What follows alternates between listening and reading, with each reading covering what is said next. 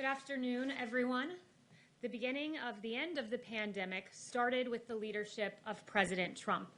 In recent days, Pfizer and Moderna reported the highly successful results of their vaccine development, each achieving a COVID vaccine that is over 90% effective. We know Moderna is 94.5% effective, Pfizer 95%. That is extraordinary. In July, the Trump administration, as part of Operation Warp Speed, agreed to provide Pfizer with $1.95 billion to manufacture and distribute their COVID vaccine, allowing this vaccine to be provided free for the American people.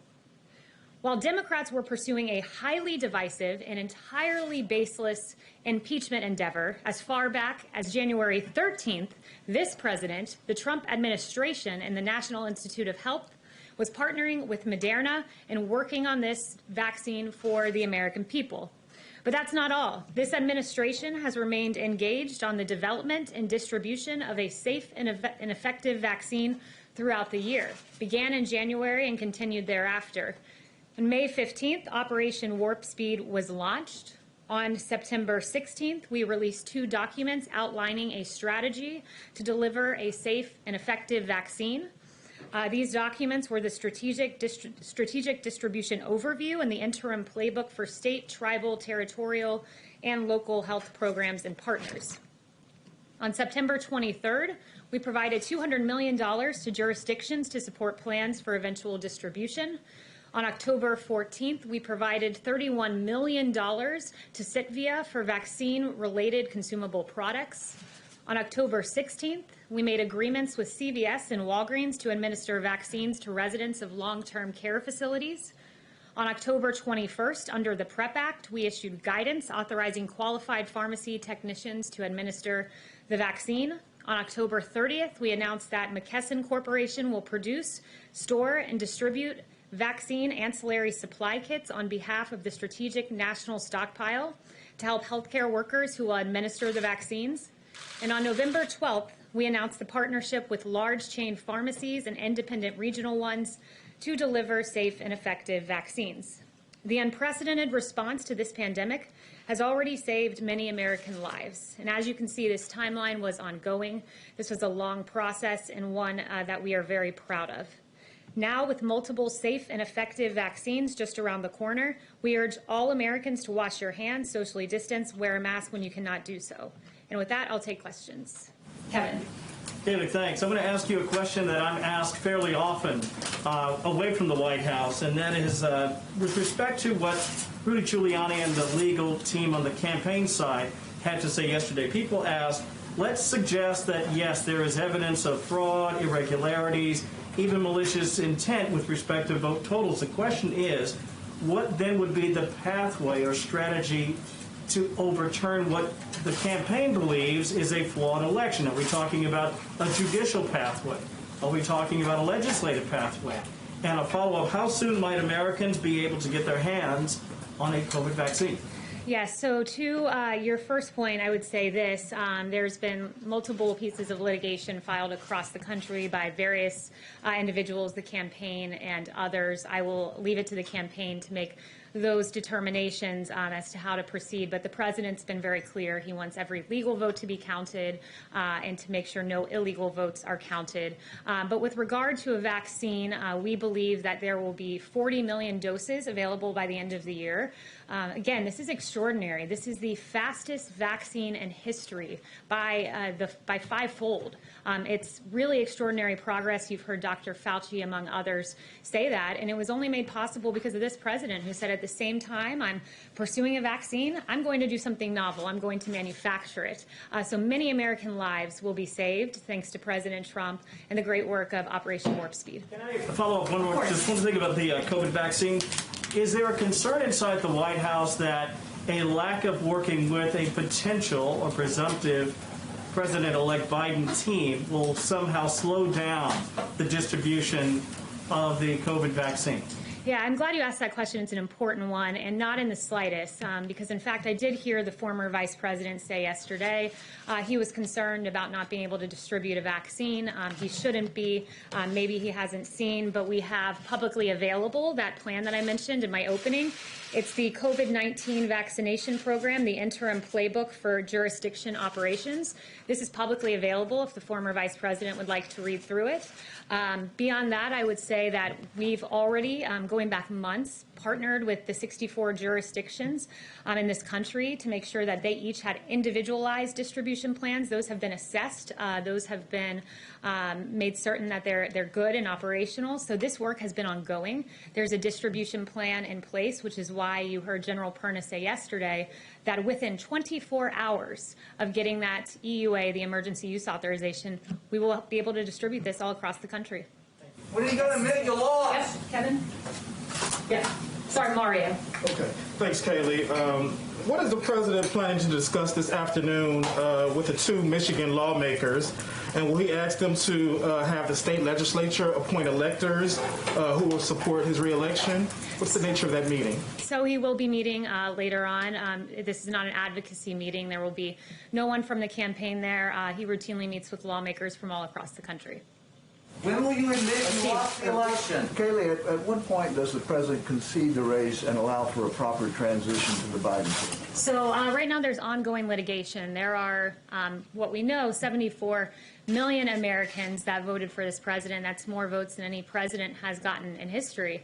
It's really extraordinary, and there are very real claims out there that the campaign is pursuing. 234 pages of affidavits publicly available in one county alone. That's Wayne County, and 2 individuals on the canvassing board there that have declined to certify. So these are real claims. These individuals deserve to be heard.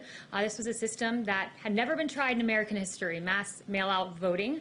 It's one that we have identified as being particularly prone to fraud, so those claims deserve to be pursued. Has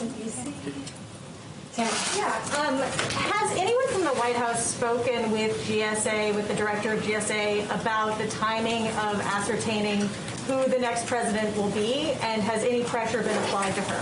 Absolutely not. GSA will make the determination of ascertainment at the right moment. Right now, there's a constitutional process that's being played out. There are questions being asked in court, but the GSA will determine when ascertainment is reached. Can I just ask one other question, which is Senator Lamar Alexander today has put out a statement encouraging the Trump administration, in the absence of ascertainment, to begin allowing the Biden team full access to everything they need for a transition, access to agencies, access to real-time data. What's the harm in doing that? So there's a Presidential Transition Act that determines exactly what an administration needs to do in advance of an election, and we have done everything statutorily required, and we will continue to do that. It's after the election now. Thank you. I have a question first, a follow-up on the transition. Has the president or anyone in the administration instructed officials not to engage or have conversations with members of the Biden transition team? No, I've certainly never been instructed that. I've never heard of an instruction to that end. Okay, and my second question is about COVID, because yesterday, a lot of what we heard from the doctors, they've been saying since the end of March. Back then, the projections were that 100,000 Americans would die.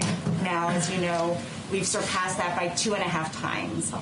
Did the administration fail to communicate how serious this threat was to the American people? Or how else do you explain what went wrong? Look, I would say the initial projection that our doctors gave us was 2 million people that would lose their lives. And it's a tragedy anytime one life is lost, but we are far below the 2 million that this could have been. We took very aggressive measures at the beginning of this with the China travel ban, creating the greatest testing system in the entire world, therapeutics, the fact that we have 6 working therapeutics right now, the fact that we continue to identify more and more, the fact that I believe we have a chart on this, a fatality chart. It's deaths by 100 for age and month. And as you can see, deaths have come down for every age group. And for those over 70, that line, that red line, is a testament to what this president has done. Therapeutics monoclonal antibodies, that is a recent one, that reduces hospitalization in high-risk seniors with moderate to mild COVID by 70%. That's American ingenuity rising to the occasion, and President Trump oversaw all of this. But, of course, we are seeing cases rise, and it's very important. Wash your hands, socially distance. We're taking this seriously. Do you think the mixed messaging contributed to that? Because just this week, for example, yesterday, Vice President Pence wanted to make clear that they supported state and local decision-making. Just 2 days ago, you called some of those state guidelines Orwellian. So how do you expect people to know what to do with all this mixed messaging? Well, two things can happen at once, and it's this: taking COVID seriously, engaging in aggressive mitigation, but also recognizing that the American people have certain freedoms. And it is, by definition, Orwellian for a state like Oregon to say, if you have more than 6 people in your family congregate in your home, we can jail you for 30 days. That's not the American way. The American people know the CDC recommendations, know the guidelines. We've been talking about this for 10 months, but the American people still have certain freedoms, still have autonomy, and still can make important self-responsibility decisions themselves. Yes, Deborah. Thank you, Kayleigh. Nice to see you. Good to see you. Last night, Tucker Carlson said that campaign attorney Sidney Powell had failed to provide evidence for her assertion about communist money in the 2020 election. And Byron York, another journalist who's been very fair to this White House, said that it was a turning point, Rudy Giuliani and the conduct at that press conference, where Republicans were feeling that the legal maneuvers just aren't working. So did you all have a reaction to that when you saw that and read about it? Again, that would be a question for the campaign. We at the White House are aggressively working on COVID, winding down the wars in Afghanistan and Iraq, among other issues. There will be a drug pricing announcement later in the afternoon as well. Okay, since I'm the cooler, could I ask a question for Jackson Richmond of the Jewish News Syndicate, who couldn't be here because of social distancing? And his question is about Jonathan Pollard. His parole conditions are set to expire tomorrow. Is the president willing to commute his parole conditions or pardon him if the DOJ extends Pollard's parole? Have you been getting any calls from the Jewish and pro-Israel community to take action on this case? I haven't heard about that. I haven't looked into the particular case, but if he shoots me an email, we'll take a look at his question. Thank you. Yes. So back to the topic of concession, like we said earlier, is there something that the president needs to see before making that call? Is it the end of these lawsuits, whenever they do wrap up, all of them, states certifying results or different counties, or December 14th when the Electoral College casts its ballots?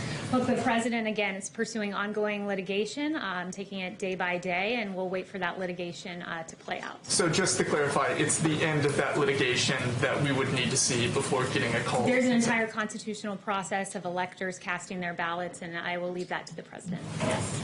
Chanel.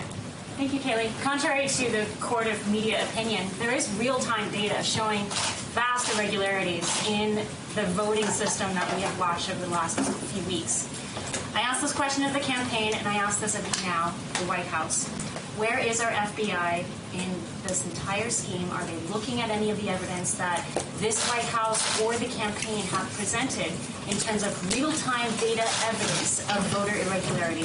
Where is the FBI? Yeah, I would refer you to the FBI on that, to the DOJ on that. There's Spoken with the FBI in the last 3 weeks. Not that I'm aware of. But look, I would say that there are real questions on mass mail-out voting. We have put those questions forward, and we said this for the better part of a year. There was a bipartisan commission that talked about and identified the real potential for fraud with mass mail-in voting. Also, something that I would note is just we talked a lot about transfer of power in the election, and it's worth remembering that this president was never given an orderly transition of power. His presidency was never accepted.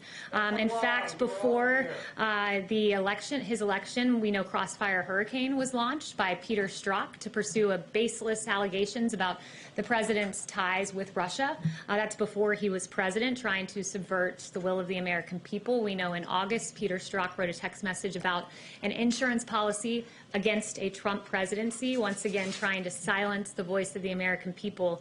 In 2016, we know in October that there was a FISA warrant taken out to spy on the Trump campaign. And then the American people spoke. and they spoke commandingly in electing President Trump despite all of the odds. And what happened after he was elected?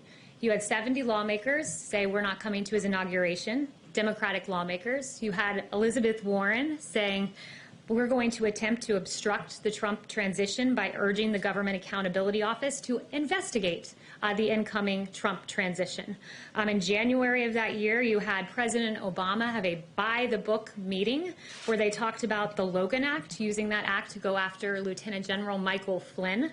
Just before the inauguration, you had BuzzFeed promoting and publishing this bogus Steele dossier that's been widely debunked. And then for 2 years, you had the basis Mueller investigation, which searched for collusion, found none, and exonerated President Trump. While in 2016, President Trump became the duly elected president, many sought to undermine him, discredit him, delegitimize him, and deny his victory. There were no calls for unity. There were no calls for healing. So while every legal vote is counted, let us not forget the inexcusable transition or lack thereof that President Trump had to endure in 2016 and 4 years into his presidency. Thank you, everyone, for the very good and substantive questions today. Do you understand that you lost? I don't call an activist. I'm not an activist, and you have been taking questions since October 1st, and you just took about 5, Kayleigh. That's not doing your job. Your taxpayer-funded job.